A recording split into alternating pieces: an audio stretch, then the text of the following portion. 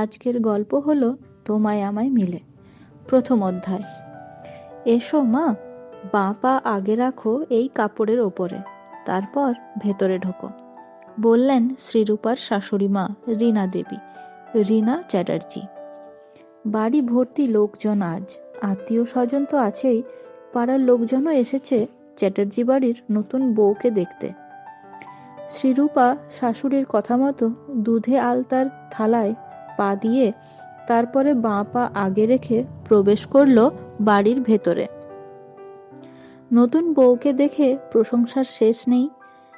সে যে শুধুই সুন্দরী তা কিন্তু নয়, শিক্ষিতাও, সাথে বড় ঘরের মেয়ে, গা ভর্তি দামি গয়না আর পরনের বেনারসি সেই রকমই বলছে। আশীর্বাদ পর্ব শুরু হলো। সবাই প্রাণ ভরে আশীর্বাদ করলেন। সকলেরই মনে ধরেছে চ্যাটার্জি বাড়ির নতুন বউকে। আশীর্বাদ পর্ব মিটতেই বাকি আরও সব নানান নিয়মাচার, খেলাধুলা শুরু হলো।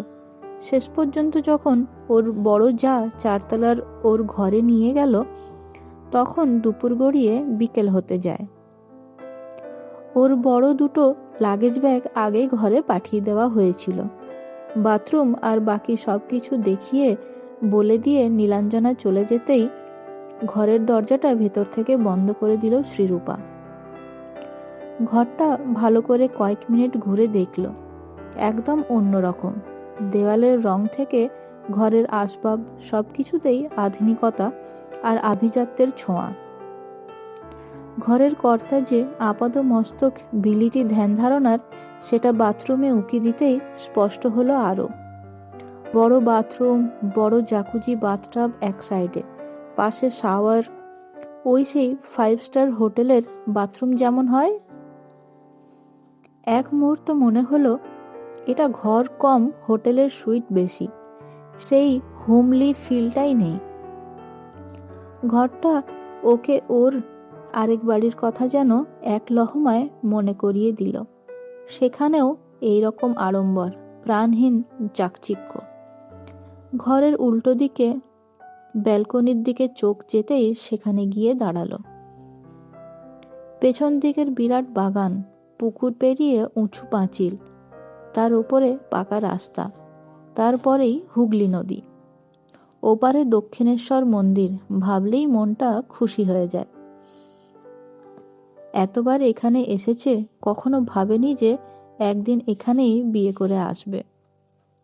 ওই দেখুন, এত কথা বলে দিলাম কিন্তু আপনাদের সাথে পরিচয় করালাম না। এই যে নববধূ, ও হলো শ্রীরূপা মুখার্জি। বয়স 22-এর শ্রীরূপা বেনারসের মেয়ে, সেখানেই আদি বাড়ি। বাবা IAS, রাজ্যের সচিব। চাকরি সূত্রেই বছর 5 আগে বদলি নিয়ে এসেছেন এখানে। শ্রীরূপা ফাইন্যান্স অ্যান্ড অ্যাকাউন্টিং নিয়ে মাস্টার্স কমপ্লিট করেছে এই মাস 2 আগেই, তারপরেই বিয়ে। ওরা 4 ভাই বোন। ওর এক দাদা আর 2 ভাই। দাদা ওর থেকে বছর 4 বড়। এক ভাই 2 বছরের ছোট, আর ছোট ভাই অনেকটাই ছোট, ক্লাস 10-এ পড়ছে। ওর দাদা আর এক ভাই বেনারসেই থাকে, এখানে আসে সপ্তাহে সপ্তাহে, আর ছোট ভাই এখানে ওর মা বাবার সাথেই থাকে। মাস্টার্স কমপ্লিট করার পরে ইচ্ছে ছিল সিভিল সার্ভিসের পরীক্ষায় বসবে, কিন্তু দুম করেই বিয়েটা হয়ে গেল এখানে।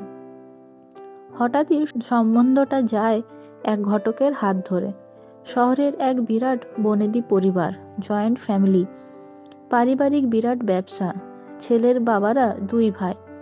বড় ভাই মহেশ চ্যাটার্জির এক ছেলে, সে ডাক্তার, এবং ছোট ভাই গণেশ চ্যাটার্জির 2 ছেলে, এক মেয়ে।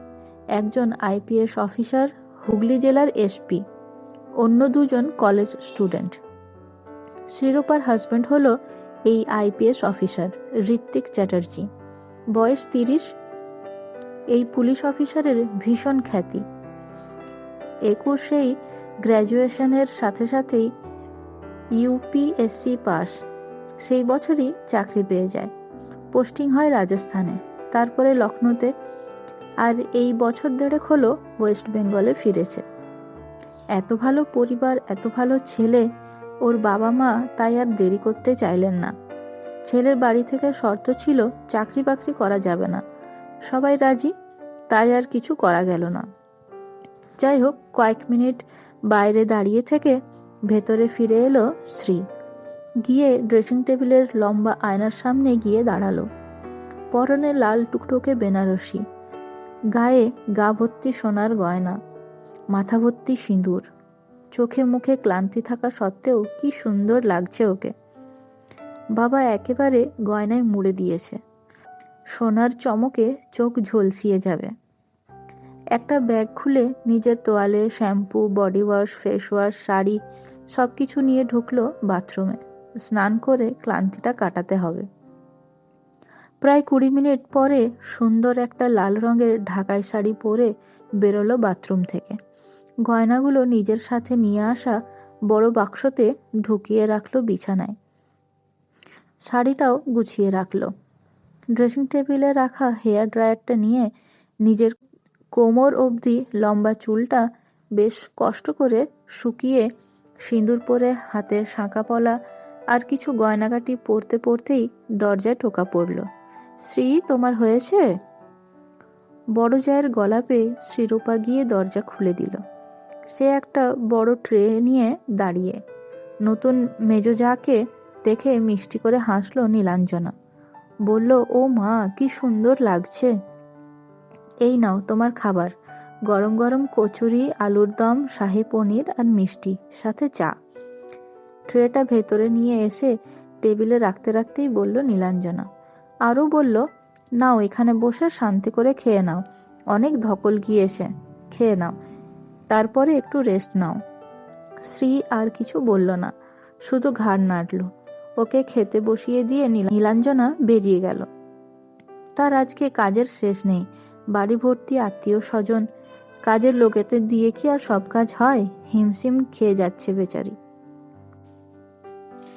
দ্বিতীয় অধ্যায়। চ্যাটার্জি বাড়িতে প্রথম রাতটা না ঘুমিয়েই কেটে গেল শ্রীরূপার। নিজের ঘর, নিজের বালিশ ছাড়া ও কখনোই ঘুমাতে পারে না। আর এই বাড়িটাই তো একদম নতুন ওর কাছে, ঘুম আসবে কিভাবে? তার মধ্যে এই ঘরটা এত সুন্দর সাজানো গোছানো, আর চারিদিকে সব দামি দামি শোপিস, ফার্নিচার, যে কোনো কিছুতে হাত দিতেও টেনশন হচ্ছে, যদি বাই চান্স ভুলবশত কিছু ভেঙে যায়। ঘরটা বোধহয় বাড়ির সব থেকে বড় ঘর, সত্যি অনেক বড়। একদিকে স্টাডি, ছোট্ট সিটিং এরিয়া, আর অন্যদিকে বেডরুম, ওপারে ব্যালকনি, মানে বারান্দা আর কি, সেখানেও বসার জায়গা। গতকাল রাতে নীলাঞ্জনা ছিল ওর সাথে, কারণ একা থাকতে ভয় লাগে জানিয়েছিল। দুজনে সারা রাত গল্প করেই কাটিয়ে দিয়েছে। নীলাঞ্জনা নিজের সম্বন্ধে, এই বাড়ির বাকিদের সম্বন্ধে আর ওর স্বামীর ব্যাপারে অনেক খুঁটিনাটি বিষয় জানিয়েছে ওকে। যাই হোক, আপাতত সকাল 11টা, নিজের ঘরে রেডি হচ্ছে শ্রীরূপা। একটু বাদেই ওর ভাত কাপড়ের অনুষ্ঠান শুরু হবে। আজ ওর পরনে লাল রঙের ওপরে নানান রঙের ডিজাইনার একটা ঢাকাই জামদানি শাড়ি, সাথে সোনার কিছু হালকা ফুলকা গয়নাগাটি, আর মাথা ভর্তি চুলগুলো সুন্দর করে খোপা করে রাখা। কপালে সুন্দর একটা লাল টিপ, চওড়া করে সিঁদুর সিঁথিতে মা লক্ষ্মীর মতো লাগছে। দেখতে ওকে খুবই সুন্দর। তার উপরে স্বভাব, আচার আচরণ মিষ্টি, শান্ত, ধীর স্থির, তাই একেবারেই বেশ পছন্দ হয়ে গেছিল চ্যাটার্জি ফ্যামিলির। দি ভাই, তুমি এত ভালো মেকআপ শিখলে কোথা থেকে? জিজ্ঞেস করলো মেঘনা, নীলাঞ্জনার ছোট বোন। ও বসে বসে দিদির জায়ের সাজগোজ দেখছিল। এই ঘরেই আছে সকাল থেকে। ওর বয়স শ্রীরূপার ভাই আর ছোট দেওরের থেকে একটু কম, উচ্চ মাধ্যমিক দেবে সামনের বছরে। মেয়েটা দিদির মতোই ভারী মিষ্টি আর মিশুকে। এখানে বিয়ে উপলক্ষে এসেছে। আজ সন্ধেবেলা ওর বাবা মা আসবেন, ফিরে যাবে রাত্রে। যাই হোক, আজ নিজের মেকআপ শ্রীরূপা একাই করেছে, আর খুব ভালোও হয়েছে। সাজতেও ভালোবাসে। মুচকি একটু হেসে বলল, ইউটিউব থেকে টিউটোরিয়াল দেখে। মেঘনা আরও একটু উৎসাহিত হয়ে বলল, বাহ, সন্ধেবেলার মেকআপটা করে দেবে তুমি আমায়, যদি টাইম পাও। শ্রীরূপা ঘাড় নাড়ল, বলল, চলে আসবে, করে দেব। আমার হাতে সময় আর সময়। হ্যাঁ রে, তোদের হলো? গলাটা নীলাঞ্জনার। দরজা ঠেলে ভেতরে ঢুকলো। বলল, সময় হয়ে গেল তো, নিচে যেতে হবে তো নাকি? আমি রেডি, আমায় কেমন লাগছে শুধু সেটা বলো, বলে উঠল শ্রীরূপা। মুখে চোখে হালকা নার্ভাসনেস। ওর বড় যা একবার ওকে মাথা থেকে পা পর্যন্ত দেখে অ্যাপ্রুভাল দিতেই নিঃশ্বাসটা ছাড়ল নিশ্চিন্ত হয়ে। নীলাঞ্জনা শাড়ির আঁচলটা ছোট জায়ের গায়ে জড়িয়ে দিয়ে আর একবার দেখে নিয়ে নিশ্চিন্ত হয়ে ঘর থেকে দরজা বন্ধ করে বেরোলো। একতলার বসার ঘরে সবাই ওয়েট করছে। হ্যাঁ রে মহেশ, বলি এখানে ছেলের জন্য আর মেয়ে পেলি না? এত দূর যেতে হলো বউ আনতে? সকলের মাঝে হঠাৎই কথাটা বলে বসলেন মহেশ চ্যাটার্জির পিস্তত দিদি দোলা দেবী। ভদ্রমহিলা বরাবরই একটু কুচেটে স্বভাবের, তার মধ্যে আবার ঋত্বিকের সাথে নিজের ছোট ননদের মেয়ের বিয়ে দেওয়ার জন্য মুখিয়েছিলেন। আশা পূরণ না হওয়াতে বেশ চটে আছেন। চ্যাটার্জি বাড়ির দুই কর্ত্রী ওনাকে নেমন্ত্রণ করার বিপক্ষেই ছিলেন, কিন্তু ওই যে পিসির মেয়ে, তাই ইচ্ছে থাকলেও উপায় নেই, বলতেই হলো। বিয়েতে আসেননি, গোসা করেছিলেন। সবাই ভেবেছিল আসবে না আর, কিন্তু আজ হঠাৎই সবাইকে ভুল প্রমাণ করে হাজির হয়েছেন নিজের মেয়ে আর নাতনিকে নিয়ে। মহেশবাবু নিজের বিরক্তি লুকিয়ে বললেন, ছেলের কপালে যদি দূরে শ্বশুরবাড়ি থাকে তো আমরা কি করতে পারি বলো দিদি? এই উত্তরে একটু চটে গেলেন দোলা দেবী। মুখটা বেঁকিয়ে গজগজ করে উঠলেন, বললেন, রাখ তোর কপাল। কত ভালো ভালো মেয়ে দেখলাম আমি, আর তুই কিনা সেই আবাতে গেলি বউ আনতে আমাদের চাঁদের জন্য। বলি কলকাতায় কি ভালো মেয়ে নেই? আমার অত সুন্দর ভাইজিকে তোর ভালো লাগলো না, কোথাকার কোন আবাদের একটা মেয়ে পছন্দ হলো। ছেলেগুলোকে এত ভালো করে মানুষ করে আর তারপরে ওই গাঁগঞ্জ গঙ্গাপাড় থেকে মেয়ে নিয়ে এসে বিয়ে দিচ্ছিস, সত্যি পারিস বটে। ননদের অপমানজনক কথাবার্তা শুনে বেশ ক্ষুব্ধ হয়ে উঠেছিলেন বাড়ির কর্ত্রী সাথী দেবী। এবার স্বামীর জায়গায় উনি বললেন, দেখো দিদি, শিলিগুড়িটা তোমার কাছে গ্রাম হতে পারে, আমাদের কাছে নয়। আর বেনারস কোনো খারাপ জায়গা নয়। আমরা একটা শিক্ষিত সম্ভ্রান্ত পরিবারের মেয়ে এনেছি। আর যদি ধরেও নিই তোমার কথা, তাহলেও বলবো আমি আমার বাড়ির জন্য যে দুই বৌমা নিয়ে এসেছি তোমার শহরে পেতাম না। রইল তোমার ওই ননদের মেয়ের মডেলিংয়ের নামে সে যে ঠিক কী করে বেড়ায় সেটা আমরা জানি। মুখটা খুললে না তোমার ভালো লাগবে না, না সম্মান বাড়বে। আরও বললেন, একদম কাটা ঘায়ে নুন ছিটানোর মতো বললেন, আমার ছেলেদের নিয়ে না ভেবে নিজের ছেলে মেয়েকে নিয়ে ভাবো। তোমার অবস্থা তো চোখের ওপর দেখছি। ছেলে গিয়ে শ্বশুরবাড়িতেই উঠেছে আর মেয়ে রোজ চলে আসছে। দোলা দেবী চুপ। ভাইয়ের বইয়ের জবাবে চোখ কটমট করে তাকালেন তার দিকে। এবারে আরও চটে গিয়েছেন। বড় বউ, তুমি কিন্তু একটু সত্যি কথা গায়ে লাগে, জানি আমরা। রীনা দেবী মাঝখানে থামিয়ে দিলেন ননদকে। তাচ্ছিল্য ভরে হেসে বললেন, নিমন্ত্রিত হয়ে এসেছেন, খাওয়া দাওয়া করুন, আনন্দ করুন, ফিরে যান। আমাদের বাড়ির ব্যাপারে নাকটা গলানোর খুব দরকার আছে বলে মনে হয় না। এখানে কি অপমান করার জন্য ডেকে এনেছো? ওই তো বৌদি ভাইরা এসে গিয়েছে। কথাবার্তা থামানোর জন্য তাড়াহুড়ো করে বলে উঠল আদিত্য। আর তাতেই কাজ হলো। নতুন বউয়ের নাম শুনে সবাই চুপ করে গেলেন। বাড়ির 3 ছেলেই ওখানে এতক্ষণ উপস্থিত ছিল এবং সব শুনছিল এতক্ষণ। এবার ঘুরে তাকালো দরজার দিকে। নীলাঞ্জনা আর শ্রীরূপা ভেতরে ঢুকে দুই শাশুড়ির কাছে গিয়ে দাঁড়াতে আজ যারা নতুন এসেছে তাদের সাথে পরিচয় করিয়ে দিলেন ওনারা। পরিচয় হলো দোলা দেবী ও ওনার মেয়ে সোনালির সাথে। শ্রীরূপা বড়দের প্রণাম করল। তারপরই শুরু হলো ভাত কাপড়ের অনুষ্ঠান। সব কিছু গুছিয়েই রাখা ছিল। একটা বড় রূপোর থালায় সাজানো 9-10 রকম পদ, আর একটা থালায় শাড়ি, গয়নার বাক্স, আলতা, সিঁদুর। এই বাবাই, আয় এখানে এসে দাঁড়া, বড় ছেলেকে ডাকলেন রীনা দেবী। ছেলে চুপচাপ গিয়ে দাঁড়াতেই তুলে দিলেন থালাগুলো তার হাতে, বলে দিলেন কি বলতে হবে।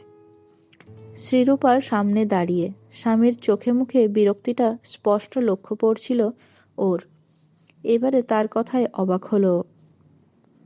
ঋত্বিক বিরক্তি নিয়ে মায়ের উদ্দেশ্যে বলে উঠল, এইসব ব্যাকডেটেড নিয়মকানুনগুলো কি না পালন করলেই হয় না?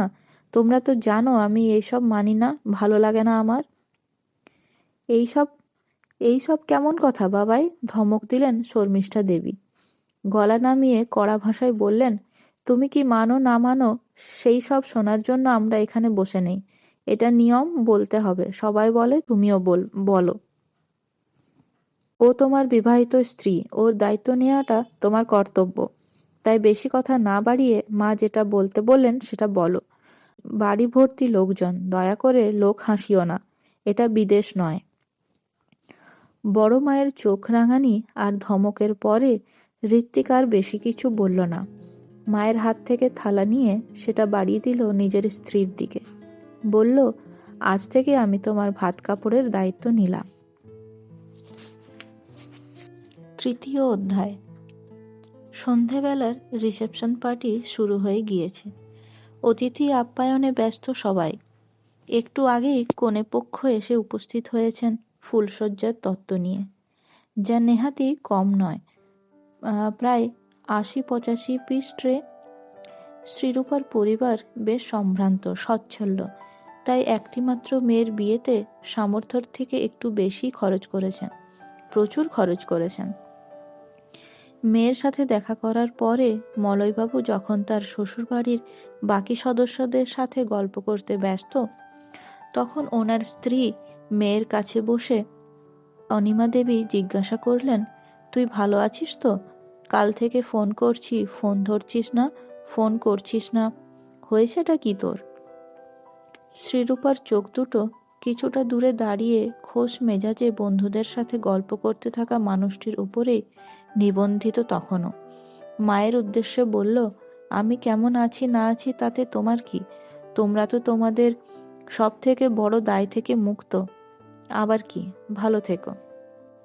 ও যে এখনো অভিমান করে রয়েছে মা বাবার উপরে, সেটা ওর জবাবেই স্পষ্ট।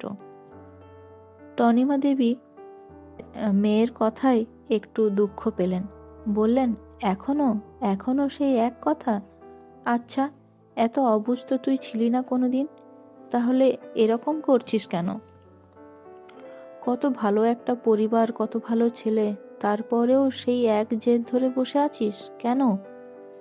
তোর অমতে জোর করে তো বিয়ে দেওয়া হয়নি, তোর পছন্দ তো জিজ্ঞেস করেছিলাম আমরা। চোখ ঘুরিয়ে মায়ের দিকে তাকালো শ্রীরূপা। আমার মত? কোনটা আমার মত? গলা নামিয়ে বলে উঠল, রেজাল্ট আউটের পরেই আমি বলেছিলাম যে আমি সিভিল সার্ভিসের জন্য প্রিপারেশন নিতে চাই। আমি নিজের পায়ে দাঁড়াতে চেয়েছিলাম। একটাই তো বছর চেয়েছিলাম তোমাদের কাছে, তোমরা আমায় সুযোগটাই দিলে না। এমন একটা ফ্যামিলিতে পাঠিয়ে দিলে যেখানে বউরা সংসার ছাড়া আর কিছুই করতে পারে না। আমি এতগুলো বছর খরচ করলাম পড়াশোনার পেছনে, যাতে নিজের একটা আইডেন্টিটি তৈরি করতে পারি, আর তোমরা এক নিমেষে সব নষ্ট করে দিলে। ওর কথাবার্তায় রাগ আর হতাশা স্পষ্ট, যেটা সত্যি খুব অস্বাভাবিক নয়। পড়াশোনা ছাড়া ছোট থেকে কখনো কিছু ভাবেনি। বন্ধু বান্ধবও তেমন হয়নি, দুজন বান্ধবী, আর দুই বন্ধু সেই স্কুল লাইফ থেকে। বরাবরেরই ইচ্ছা IAS হওয়ার, সেই জন্য জোর কদমে পড়াশোনা করেছে।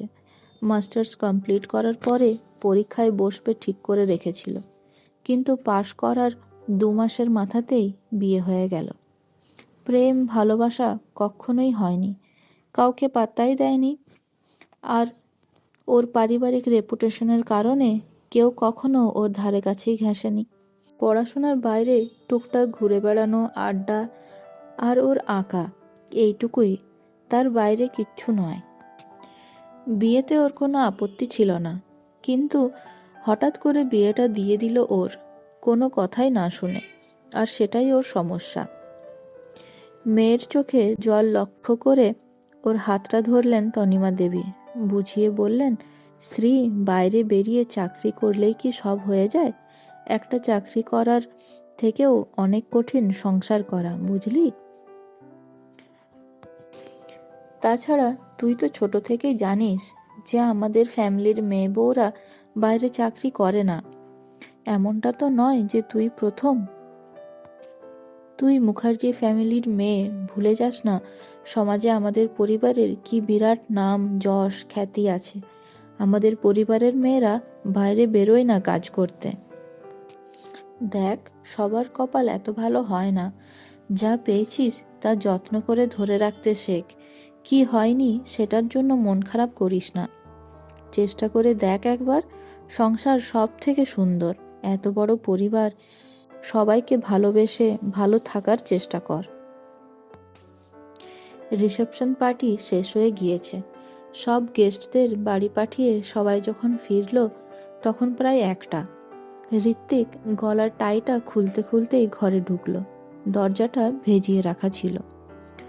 ঘর ফুলের গন্ধে মম করছে, তবে মিষ্টি গন্ধটা ওর মুখে হাসির জায়গায় তীব্র বিরক্তি সৃষ্টি করল। আলো জেলে টাইটা আর স্যুট জ্যাকেটটা খুলে সোফায় রেখে তাকাতেই ওর চোখে পড়ল খাটের দিকে, ফুল দিয়ে সাজানো। ভালো করে তাকাতেই চোখ পড়ল খাটে হেলান দিয়ে ঘুমিয়ে থাকা মেয়েটির দিকে। বোধহয় ওর জন্য অপেক্ষা করতে করতেই ঘুমিয়ে পড়েছে। হঠাৎই সন্ধেবেলা বন্ধুদের থেকে পাওয়া প্রশংসাগুলো মনে পড়ল। সাথেই মনে পড়ল আরও কিছু কথা। রূপ ছাড়া আর কিছুই নেই। সকালে ওর পিসিমণির বলা কথাগুলোর সাথে ও একমত। সত্যি তো, এরকম একটা হাফ এডুকেটেড মেয়ে কি ও ডিজার্ভ করে? জোর করে ওর গোটা পরিবার নিজেদের সো কল্ড সম্মান, প্রতিষ্ঠা আর মর্যাদার জন্য ওর জীবনটা নষ্ট করে দিল। এইরকম একটা মেয়ের সাথে নাকি থাকতে হবে ওকে, সংসার করতে হবে, ভাবতে মাথা গরম হয়ে যাচ্ছে। থাকা তো অনেক দূর। এই মেয়ের সাথে এক বিছানায় ঘুমানো ইম্পসিবল। নিজের জামা কাপড় নিয়ে গিয়ে চেঞ্জ করে এলো। তারপরে বালিশটা নিয়ে গিয়ে সোফায় পেতে ওখানেই শুয়ে পড়ল। মেয়েটা যে ঠান্ডায় কুকড়িয়ে গিয়েছে সেটা দেখেও দেখতে পেল না ও। কোনো ভ্রুক্ষেপই নেই। আহ, ওর বউ হওয়ার জন্য যথেষ্ট যোগ্যতা প্রয়োজন। এই রকম একটা মেয়েকে বউ বলে মেনে নেওয়া সম্ভব নয় ওর পক্ষে। এই মেয়েটি কেবলমাত্র এই চ্যাটার্জি বাড়ির পুত্রবধূ। ওর বউ হওয়া কখনোই সম্ভব নয় এই মেয়ের পক্ষে। এই ঘরে আর ওর জীবনে যে জায়গা দিয়েছে এটাই অনেক, এর চেয়ে বেশি আর কিছুই পারবে না করতেও। আলো নিভিয়ে এসিটার ভলিউম বাড়িয়ে দিয়ে ঘুমিয়ে পড়ল নিজের মতো। 4র্থ অধ্যায়। শ্রীরূপার ঘুম ভাঙল যখন সকাল 7টা। ঘরে সূর্যের আলো ঢুকছে জানলা দিয়ে। উঠে এদিক ওদিক দেখে বারান্দার দিকে উকি দিল একবার, কিন্তু ঘরে ও ছাড়া তো কেউ নেই। গতকাল রাত্রে কখন যে ঘুমিয়ে পড়েছিল ওর খেয়াল নেই। কিন্তু ঋত্বিক কোথায়? সে কি কাল রাতে ফেরেনি ঘরে? বিছানা যেমন তেমনিই আছে, ঘরে কোথাও কোনো চিহ্নই নেই যেটা দেখে কিছু বোঝা যায়। ফোন করে দেখবে একবার। একটু চিন্তা ভাবনার পরে ফোনটা তুলে নিয়ে কল লাগালো ওর কাছে থাকা নম্বরে। তবে কিছুক্ষণ রিং হয়ে কেটে গেল, কেউ ধরল না। আবারও একবার কল করলো, কিন্তু এবারেও তাই, কোনো রেসপন্স নেই, রিং হয়ে কেটে গেল। এদিক ওদিক দেখতে দেখতে ওর চোখে পড়ল সোফায় রাখা বালিশটা। কিছুক্ষণ তাকিয়ে থাকার পরে বুঝল যে ঋত্বিক ওখানেই ঘুমিয়েছে। অবাক লাগলো ওর। নিজের ঘর, নিজের এত বড় খাট, বিছানা থাকতে এভাবে সোফায় ঘুমিয়েছে কেন? Knock knock. বৌদি ভাই, বৌদি ভাই, আমি তন্নি। ফোনটা রেখে উঠে গিয়ে দরজাটা খুলে দিল শ্রীরূপা। ভেতরে আসতে বলল ছোট ননদকে। জিজ্ঞেস করলো কি হয়েছে। তন্নি এদিক ওদিক দেখে বলল, পুজো আছে তো, বসতে হবে তো, তুমি এখনো রেডি হওনি? ঝটপট স্নান করে রেডি হয়ে নাও। আমি কি একাই বসবো? প্রশ্ন করল শ্রীরূপা। তারপরেই জিজ্ঞেস করল, তোমার দাদাভাই কোথায়? এই প্রশ্নে তন্নি একটু অবাক হলো। দাদাভাই ঘরে নেই? মাথাটা হালকা দোলালো শ্রীরূপা। বলল, না, দেখতে পেলাম না তো ঘরে। ফোনটাও তো বেজে বেজে কলটা কেটে গেল। Good morning. নীলাঞ্জনা ঢুকলো ঘরে ঠিক ছোট জায়ের কথা শেষ হওয়ার আগেই। কাছে গিয়ে জিজ্ঞেস করলো, কি রে, ঘুম হয়েছে ভালো? ওকে কিছু বলতে সুযোগ না দিয়েই বলল, এখনো রেডি হসনি কেন? যা তাড়াতাড়ি রেডি হয়ে নে, স্নান করে নে, একটু পরেই তো ঠাকুরমশাই চলে আসবেন পুজো করতে। বড় জায়ের নিয়ে আসা শাড়ি গয়না দেখে শ্রীরূপা জিজ্ঞাসা করলো, তোমার দেওর কোথায়, কিছু জানো বর্দি ভাই? নীলাঞ্জনা কোনো রকম দ্বিধা ছাড়াই এক বাক্যে উত্তর দিল, কোথায় আবার, জগিংয়ে গেছে। ও রোজ সকালে জগিংয়ে যায়, জিমে যায় নিয়মিত। তুই চিন্তা করিস না, ও এসে পড়বে একটু পরে। তুই গিয়ে স্নানটা করে আয়। আচ্ছা। নীলাঞ্জনার কথায় একটু স্বস্তি পেয়ে আর কথা বাড়ালো না শ্রীরূপা, চুপচাপ স্নান করতে চলে গেল। ঋত্বিক যখন ঘরে ঢুকলো তখন শ্রীরূপা আয়নার সামনে সিঁদুর পড়ছে। স্নান করে একটা লাল গোলাপি আর গোল্ডের কম্বিনেশনের মুগা সিল্ক শাড়ি পরেছে। এটাই ওর বড় যা রেখে গিয়েছে ওর জন্য, সাথে গয়নাগাটি। সদ্য বিবাহিত স্ত্রীকে এত সুন্দর সাজে দেখে ঋত্বিকের খুশি হওয়াই উচিত ছিল, কিন্তু হলো তার উল্টোটা। এক রাশ বিরক্তি এসে ভিড় করল ওর চোখে মুখে। শ্রীরূপা কিছু বলে উঠবার আগেই সোজা হননে ঢুকে গেল সে বাথরুমে। বরের চোখে মুখে বিরক্তিটা যে ও লক্ষ্য করেছে সেটা ওর কপালে পড়া ভাঁজগুলো দেখেই স্পষ্ট। ঘরে আর না দাঁড়িয়ে থেকে বেরিয়ে নিচে নামতেই বাড়ির সকলের দেখা মিলল। বড়দেরকে প্রণাম করে ঠাকুর ঘরে ঢুকলো বাড়ির নতুন বউ। শাশুড়ি মা ও জেঠি শাশুড়ি দুজনে মিলে পুজোর জোগাড় করছিলেন। বড় বৌমা ওদিকে রান্নাঘরে ঠাকুরের ভোগ রান্না করছে। শাশুড়িদের হাতে হাতে টুকটাক একটু কাজ করে দিয়ে সব রেডি করতেই ঠাকুরমশাই হাজির। পুজো শুরু হবে। একটা নীল রঙের পাঞ্জাবি পাজামা পরে ঋত্বিক এসে শ্রীরূপার পাশে বসলো। যেহেতু ওদের নামেই পুজো, ওদের বিবাহিত জীবনের মঙ্গল কামনায়, তাই নিরুপায় জোরে জোরে মন্ত্রোচ্চারণ শঙ্খধ্বনিতে পুজো শেষ হলো চ্যাটার্জি বাড়িতে। শ্রীরূপার শাশুড়িমা বললেন, বৌমা সবাইকে প্রসাদ দাও। আচ্ছা। ছোট ছোট প্লেটে সুন্দর করে দুই জায়ে প্রসাদ গুছিয়ে সাজিয়ে বাড়ির সব বড়দের ছোটদের আত্মীয় যারা ছিলেন তাদের প্রত্যেককে দিল। শেষে একটা প্লেট শ্রীরূপার হাতে দিয়ে ওকে ওর ঘরে পাঠিয়ে দিল নীলাঞ্জনা। কারণ পুজো শেষ হতেই প্রসাদ না নিয়েই তাড়াহুড়ো করে ওর দেওর চলে গিয়েছে নিজের ঘরে। ঘরের দরজায় পৌঁছাতেই স্ত্রীর কানে এলো ওর স্বামীর গলা। ফোনে সে কথা বলছে কারোর সাথে, কোথাও বেরোনোর কথা সম্ভবত। ওর ঘরে ঢুকতেই আর বেশি কিছু না বলে কলটা কেটে পাশেই ফোনটা রাখলো ঋত্বিক। তারপরে ওয়ার্ড্রপ থেকে নিজের ইউনিফর্ম বের করে রাখলো বিছানায় এনে। প্রসাদের বাটিটা নিয়ে যে শ্রীরূপা দাঁড়িয়ে আছে সেদিকে খেয়ালই হলো না, নাকি দেখেও দেখতে না পাওয়ার ভান করছিল ঠিক বোঝা গেল না। কোনো রকম রেসপন্স না পেয়ে একটু এগিয়ে গিয়ে বাটিটা রাখলো ও বিছানায়। বলল, আপনার প্রসাদ, এটা না নিয়ে চলে এলেন যে? বাটিটার দিকে আর চোখে একবার তাকিয়েই চোখ ফিরিয়ে নিল ঋত্বিক। বলল, আমি ওইসব খাই না, ওটা নিয়ে যাও। ওসব মানে? বাটিটার দিকে দেখিয়ে শ্রীরূপা বলল, এটা তো প্রসাদ, বাড়িতে পুজো হলো, ঠাকুরের প্রসাদ। বললাম না খাই না। এবারে গলাটা গম্ভীর করে জবাব দিল ঋত্বিক। বলল, পুজোয় বসার কথা ছিল, বসেছি, এর থেকে বেশি কিছু করা সম্ভব নয়। কথা ছিল? কিসের কথা? ঘড়িটা বিছানায় রেখে কোমরে হাত দিয়ে ঘুরে দাঁড়ালো ঋত্বিক। বলল, তোমাকে কি কেউ বলেনি এই বাড়িতে যে আমি ঠাকুর দেবতায় এইসব নানা রকম পুজো আচ্ছায় বিশ্বাসী নই? কোনো উত্তর খুঁজে না পেয়ে কয়েক সেকেন্ড তাকিয়ে রইল শ্রীরূপা ওর স্বামীর দিকে। তারপরে জানতে চাইল, তাহলে পুজোয় বসলেন যে?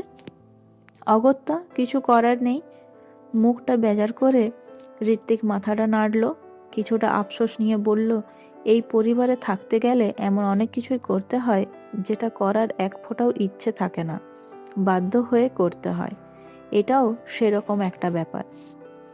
আমায় অফিস যেতে হবে, ঘরটা ছেড়ে দিলে ভালো হয়, রেডি হব আমি। শ্রীরূপা উত্তরটা শুনে থমকে গিয়েছিল এক মুহূর্ত। বুঝেও যেন বুঝে উঠতে পারল না ও কিছু। কি বলতে চাইল?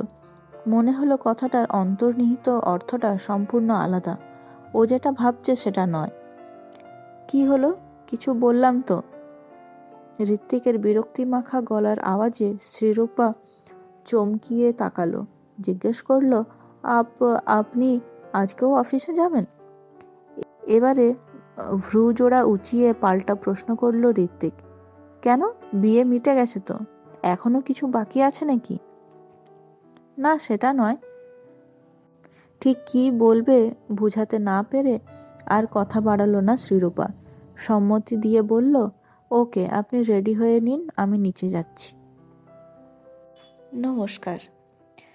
পরবর্তী অধ্যায় আর কে কে শুনতে চান প্লিজ আমাকে একবার কমেন্ট করে জানাবেন। বন্ধুরা, আজকের গল্প তোমাদের যদি ভালো লেগে থাকে একটা লাইক করে দিও আর সাবস্ক্রাইব করতে ভুলো না। ধন্যবাদ।